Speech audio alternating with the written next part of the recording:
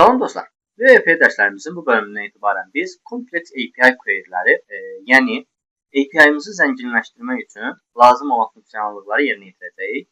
Xatırlayırsınızsa, öncəki dərsimizdə səhifələmə və sıralama əməliyyatlarını manual olaraq yazmışdıq. Yəni, praqmatik olaraq bunun üzərində təcrübə aparmışdıq, amma bununla yanaşı həmçinin qruplama, projection, filter və sorting əməliyyatları, metodat əməliyyatları, aggregation əməliyyatları, yəni bu əməliyyatların da, bu funksiyonallıqların da bir API-də olması vacibdir.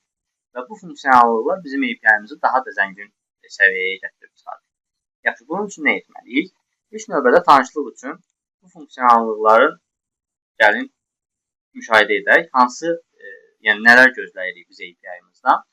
Belə bir vizualizasiya hazırlamışam. Əslində, bu vizualizasiyanın kodunu bizim dərsimizi əhatə etmir deyə vizualizasiyanı öncədən hazırlayıb bu faylı sizinlə bölüşəcəm. Sadəcə burada hansı məlumatlar var, hansı funksiyonallıqlar tələb olunur, onları göstərmək istəyirəm. Misal üçün, müəyyən filtr məlumatları var, yanvara aid olan sıralamalarımız var, sonra sort məlumatlar, sorting məlumatlarımız var. Yəni, bunun kimi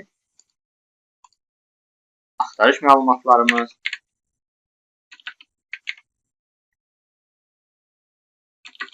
filtrimizi yığışdıraq.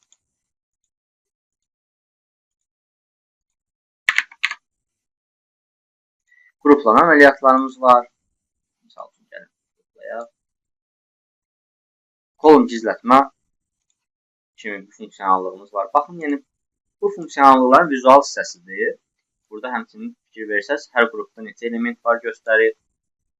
Vizual hissəsindən savayı bu məlumatları biz necə bu formada front-enddə təqdim edə bilərik ki, mobil developer və yaxud da front-end developer bu məlumatları mövcud formada vizuallaşdıra bilsin. Dediyimiz kimi, bu funksiyonallıqları vizuallaşdırmaq üçün bizim də API səviyyəsində bu məlumatları geri qaytarmamız lazımdır. Yəni, bu səviyyədə geri qaytarmamız lazımdır. Onun üçün nə cür edə bilərik, nə formada respons qaytara bilərik, onları öyrənəcəyik.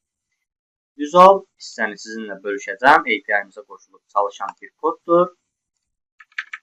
Yazdığımız funksiyonallığı özündə cəmləşdirib və API hissəsinə növbəti dərsdən keçib artıq API-mizi bu formada necə dizayn edə bilərik, onu öyrənmiş olacaq. Bu dərsimiz bu qədər. Növbəti dərsdə görüşənədək hələlik.